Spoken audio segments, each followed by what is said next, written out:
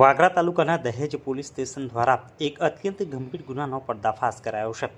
ગત 11 માર્ચ 2026ના રોજ દહેજ ટાઉનમાંથી એક માનસિક અસ્થિર મહિલા રાત્રિના સમયે ઘરેથી નીકળી ગઈ હતી, જેનો લાભ ઉઠાવી બે અજાણ્યા શખ્સો તેને સુરક્ષિત ઘરે મૂકી જવાની લાલચ આપી બાઇક ઉપર બેસાડી અપહરણ કર્યું હતું। નરાધમો મહિલાને જીઆઈડીસીના નિર્જન વિસ્તારમાં લઈ ગયા હતા, જ્યાં ચાલુ બાઇક ઉપર તેની સાથે છેડતી અને શારીરિક અડપલા કર્યા હતા। આ દરમિયાન બાઇક સ્લીપ થતાં ત્રણેયને ઈજા પહોંચી હતી અને આરોપીઓ મહિલાને ઈજાગ્રસ્ત હાલતમાં છોડીને ફરાર થઈ ગયા હતા।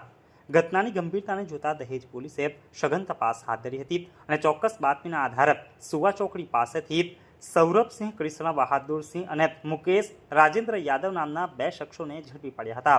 પકડાયેલા આરોપીઓએ ગુનાની કબૂલાત કરતા પોલીસે વિવિધ કલમો હેઠળ ગુનો નોંધી કાર્યવાહી હાથ ધરી તેમને જેલના સળિયા પાછળ ધકેલ્યા છે।